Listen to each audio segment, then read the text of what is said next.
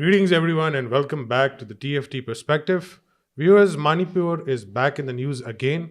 What we had witnessed today, it's controllable situation. This time, the BJP-led government is under threat from the locals inside Imphal. Currently, the updates are very dangerous as a lot of civil society members have given the Chief Minister, Mr. Bharan Singh, a 24-hour deadline to solve the uncontrollable situation inside Manipur. Um, what we had witnessed last week, there were three events back to back.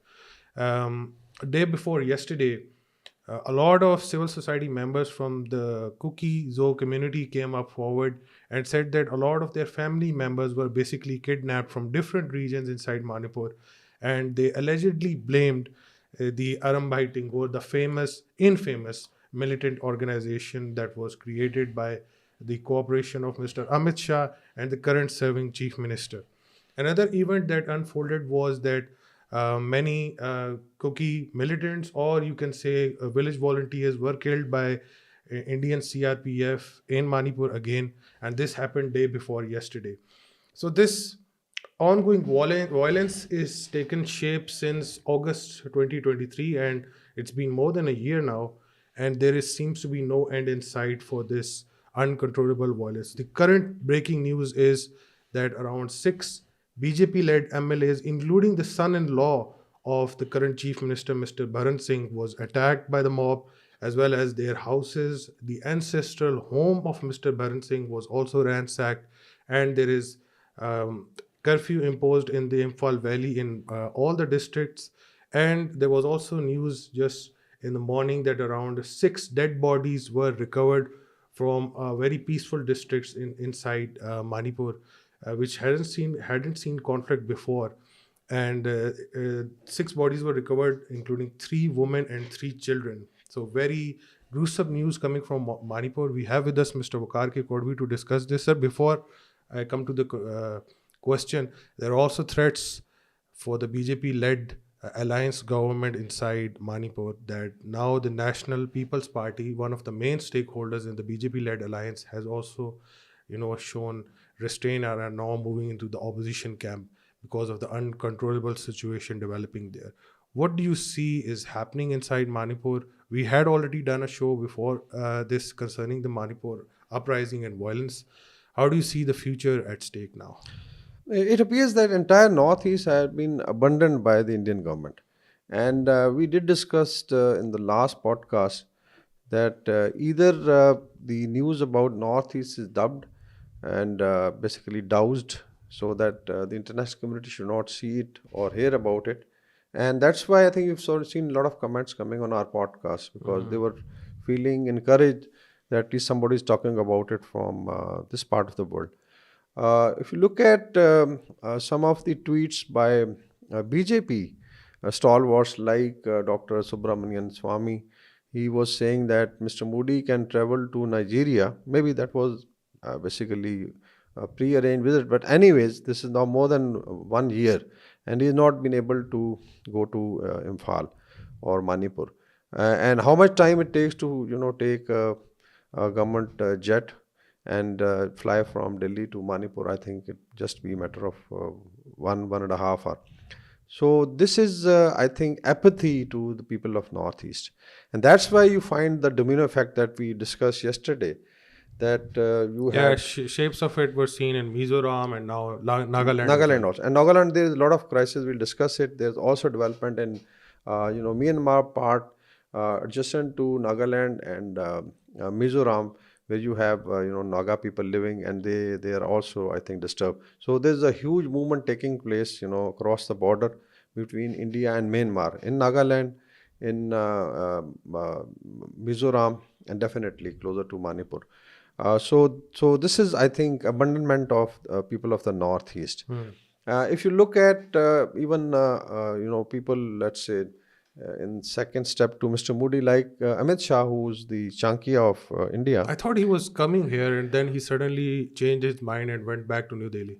Yeah, because he was doing, conversing in Maharashtra because Maharashtra state elections are coming up and it is very crucial. BJP would like to maintain the coalition and defeat the Congress and Shiv Sena, basically Bal Thackeray's group, Hmm. or his, let's say, uh, uh, son's group. So they were more focused. Instead of now going to Manipur, he also flew to Delhi. It's very strange. And now they are basically calling ministers from Nagaland and from Manipur and maybe Mizoram to come and brief him. I don't know what briefing a home minister would require, because this should be an area of direct consequences for the BJP-led government in India. And I would say the Union of India is now threatened, because if you have three states, just imagine, God forbid, something like this happening in Pakistan, the two communities start fighting. What will be the reaction? I am sure your Prime Minister will rush within, I would say, hours to that place and try to control. But thanks God, there's nothing like that in Pakistan, although there are terrorist attacks taking place. But in India, you have now two communities fighting almost like enemies, Hmm. unfortunately. So we are not supporting any particular community, but unfortunately, there's loss of. And the cookies are claiming that 2,000 plus cookies have been, Hmm. massacred. And Official figures are that around overall 200 people have been yeah, killed, but but people, I unofficially think, a on lot social of media, you come yeah. to know about the truth. There is a border now, and I was also looking at main road passing through Manipur, and there are now chunks controlled by cookies, chunks controlled by mighties, chunks controlled by let's say Anambai Tengol. So Hmm. every 10 kilometers, there's some tribal group who's controlling. I don't know how they are running the state, and people are suffering. Whether the cookies who have been pushed into the hills, and if you look at Imphal Valley, which basically forms the lifeline of Manipur, mainly it is with the mighty, but definitely there were cookies who were teaching there, who were doctors, and they are For highly jobs educated and with obviously jobs, the businesses, hmm. and then selling their products. So it means that the entire economic life is paralyzed. And now we also have announcement coming from Mr. Lal Dhoma, the Chief Minister of Mizoram. Mizoram, and there's a lot of criticism still going on. Hmm. The only thing is the Indian media is not trying to play up, but people are saying that why is not coming up to, let's explain the speech made in Indianapolis. And then comes Nagaland Supremo's statement, Mr. Twinkling Moiva, that we are fed up with this waiting period. It's now almost 2 decades. And if you don't do it, as you Hmm. mentioned, third party intervention, so it means UN, China, or US, or then they go for armed resistance. So this is the situation. So I would say that one, they have abandoned the people of the northeast. And somebody also remarked that why Modi will be going to Nigeria, because here probably Bandanis and Danis may not be having that. Although we mentioned that there are natural resources which have to be developed. But since Nigeria has a lot of oil, so maybe Modi is basically become a Hmm. salesperson for a Dani group. So unfortunately, and not even a statement came from Modi. Just like on LSE, when they lost almost 4,000 plus square kilometer of area to PLA, Modi said, "Na koi hamari seema mein ghus aaya, na koi." So it's like an ostrich, I think, that you bury your head in the sand and think that probably nothing is Okay, happening. there is an important question that comes into this. Is this actually part of the BJP-led government, whether it be in center or provinces, is to divide particular communities over religious-based vote, and then afterwards, support a particular segment of society inside that community, and disenfranchise the others. But apparently, this seems to have come and put a stop to this, especially in the northeast. Whatever BJP-led government was doing, whether it be arming of the Arambai Tagore militants or disenfranchising the cookies by enforcing a quota system inside Manipur, in that view, if they are just thinking about gaining votes from a particular community, doesn't that mean that other ethnicities or subnationalists, I'm not even talking about religion, they're going to come forward and put their demands as well, that why are we being left out of this entire circus of affairs? And one of the key reasons is the conflict taking shape inside Manipur is because of this. Yeah, I think there are two things. One is, of course, the complete ethnograph of the area. Hmm. And we'll, I think, do a separate program how the tribes are spread across the northeast. And then in Myanmar, we'll just briefly touch because there was a demand also to do second program on Nagaland. So we'll just touch on Nagas Hmm. in Myanmar today. But if you look at, generally speaking, like Nagas are spread across four, I think, states in northeast. Nagaland itself, as we mentioned, Arunachal Pradesh, uh, In in Assam, Assam, even in Manipur, in Manipur, they're uh, around 13%, they claim. maybe, Yeah. yeah, like something like that. So it means that when they were going in for accord, probably there was understanding, as we mentioned, that they will be. And there is also talk of now some boundary commission or some authority, Naga Frontier Authority, something like that. So Hmm. probably they were now trying to create another state, super state for Nagas, but nothing came out. And now we if look at cookies and mighties, again there is overlapping. Like cookies, we've discussed that if you start from Myanmar and India, right from foothills of Nagaland down to area very close to Bangladesh border, Chittagong Hill Tracts, Hmm. maybe one out district. But mainly they are also, and then you come to Mighties, I'm sure they have their own overlaps with Meghalaya. There's also, I think, some movement going on against the Bengali population Hmm. because I could see it that they feel that probably Bengali population is now spreading into Tripura and maybe and then BJP was spreading another very funny narrative that in Nagaland there are Muslims who are marrying Naga girls and probably they are the ISI's agents. So I mean you can just imagine the imagination of BJP and that Mias are marrying and they're now trying to probably bring in Hindu Muslim there also. Hmm. But I am sure they are In an very 87% Christian state. yeah. So all told, I think the one is of course the ethnograph of the area. The other is the way they have abandoned it. They were trying to divide, like maybe they would like to pitch the Nagas against the Kukis, two large ethnic groups. Which I think, if you go back and trace, the origin is the same. Basically, they are Tibeto-Mongolite people. Some of them came even from China, some from Myanmar. Some even say they had some link with Indonesia also. Hmm. So and they're thousands of years old people. So they understand that they were not like to be divided. So all told, it's a huge problem. I would say it's, as you mentioned, it's now a powder keg, and the spark has already been Yeah, it's given. already been lit, but right now we are seeing is just the administration being targeted now, since uh, even the Métis are fed up of the central government as well as the state government.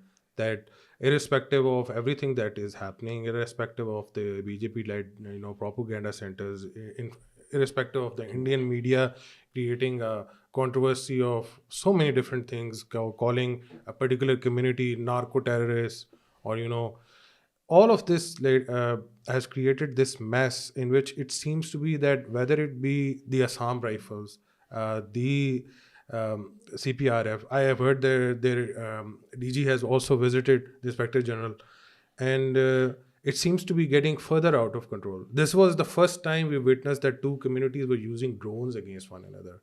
I have never seen this in any form of, even in civil war or any form of insurgency. Drones being operated now. Yeah. Yeah, and now we'll also, I think, discuss on what is happening in the Myanmar. Just to mention that how BJP's political government is pushing the bureaucrats forward. Hmm. Like you mentioned, the CRPF chief, the Director General of CRPF, Anish Dayal Singh, has been. And there are reports that he couldn't even come out of the official residence or the offices of the CRPF in Imphal. He couldn't Hmm. come out because there is a fear that maybe whatever he will be lynched. And the way we've seen the burning of the vehicles of the Hmm. military and CRPF and Assam Rifles. So there's a lot of, I think, mistrust with the state, Hmm. the union state, and of course the state of Manipur itself. The Chief Minister Biren Singh has been playing, on let's say. On the Hindu card, and unfortunately, it is now basically boomerang. Now, I think just highlight how basically the Kuki community and Naga community in Myanmar is now affecting the conflict in Northeast because, as we discussed, I think yesterday, 40 to 50,000 Kukis have come from the Chin state. Yeah. So if you look at uh, the area, Nagas, there are basically southern Nagas and northern Nagas. Hmm. Now, if you look at Myanmar's northwest, you will basically find Naga tribes in basically uh, the northwestern part of Myanmar. So you have Ao Nagas, then you have Lahotas, Sama Nagas, then you have Chokosos, Angami, and then you have Makuri. So if you have Chinmin River on your east, and you draw the area towards Indian, let's say, borders, this entire thing is occupied by the Naga tribes. Then you have Tangkhul, Langami, Rongami, Angami, and Zami Nagas, and then they overlap into Nagaland, Mizoram, and Manipur. Mhm. This area is also, if you look at the Kachin Independence Army, which Yes. is part of the Three three Brothers Alliance in brotherhoods Burma. alliance, which Yes. are fighting against the junta, or let's say the Tatmadaw in Myanmar. So it means that the huge fight is taking place in Kachin state, and by and large, it is now out of control of the government. India was very happy initially. I Mhm. remember they did a lot of programs on the border that people, and they were happy that probably now there is going to be breakup, and these people are going to join India. But things have, I think, turned out to be different. Then there is also a link of some of the Nagas claim that they came as far back as 200 BC, Mhm. and they basically say Around that 5,000 years of um, uh, history. Yeah. yeah, and it means that they claim that there was basically a Chinese king who was making a Great Wall of China, and then there was exodus of these tribes, and then they came down to these areas. Mhm. So these are basically the I would say the southern Nagas. Mhm. So it means they have like, and even if you look at Dr. Fizo, who was basically the Naga National Council's chairman or the founder, he also was given basically refuge in the Kachin state Mhm. by these tribes. So it means that there's an old historic linkage, and there are also reports of, let's say, these people going to China and support coming from China. It also included SS Khaplang, the old, supremo of the Eastern Nagaland, and then also Thungaling Muiwa. And now we also have the India's also tried to basically Myanmar try to divide the Khaplang group, although it's being actually led by Khango Koniak, as we mentioned, but now probably his nephew was brought in by the Tatmada. But since the civil war in Myanmar, things are now out of control. So most probably Khango Koniak is the one who is leading. So it means that there is also movement of people, also movement of arms, and maybe drones, as you are mentioning. Mhm. They are quite high tech. So it means it's not, we should not be looking at Indian Northeast now in isolation. There's a huge civil war taking place in a huge area, right from, let you start from the Chin state, then you have Arakan army in the south, Mhm. closer to Bangladesh, and then you go to the north. So this all area between basically Chinwan River and Indian border is all now under Embroiled in a civil embroiled in war. war. So definitely there's going to be something that we felt, Pakistan felt when they were fighting in Afghanistan. It still continues to start impacting your borders. So that is again a very important thing. So it means that any solution now, why Twinkling Movia has come up with this, I think, option of either following the accord or a third party solution intervention, or then an arms restriction. I'm Arm sure there resistance. is some Yeah. support coming from that side also. So they may be having some understanding with the three brotherhood alliance also, that in case you want to succeed, you want to got logistics posts from Nagaland and these areas, and then if you come to Chin state, there are cookies moving. So all told, I think it's a very, very explosive situation. And if India feels that, and there is no border control, mind you, Mm. that now Indian Army or the BSF or CPRF is mainly focused on, I would say, urban areas. Assam But Rifles. Assam Rifles, sorry, Mhm. urban areas, and they're supposed to be knowing everything. Mhm. Assam Rifles, they even sent it to, I think, occupied Kashmir to do some jungle warfare, that they were considered to be the experts. But as far as India Myanmar border is out of control. So I think it's a huge situation, and it will be a developing situation. We'll keep on discussing about it. So all told, what is happening in these three states and what is happening in the Chin state, or the states north of it, west of Chinwin River, is very, very explosive. So, in short, a lot of tribes have come up with their own demands. Some of them want provincial autonomy in the region, or to create or break away states inside the Indian Northeast. Do you think the ostrich behavior by Mr. Moody or his cabinet members inside the center, is this being done on purpose, or there is a end in sight of all this problem? Because if you look at as a sane government, you're going to consider options coming from both communities inside Manipur, whether it be from the Maitis or whether it be from the Cookies. That's the promising job of any federal or union government. They're not going to take sides, even if there is ethnic tensions inside the region. So if the idea of the Indian Union is to remain silent or to downplay this situation, what could be the conclusion out of this? Are we going to see further implosions inside these areas, and civil war moving from this belt to even the mainland India? I think there are three reasons. If you let's say leave last 2 years when the civil war started in Myanmar, and then we had this Manipur conflict. Go back, I think after the accord, India was very confident. The Chanki has played very smart. We've been able to divide, let's say in Nagaland between Khaplang group and Isaac Muiwa group. And now they have an accord, and probably Nagas will be given certain things. But I think tribes are very smart.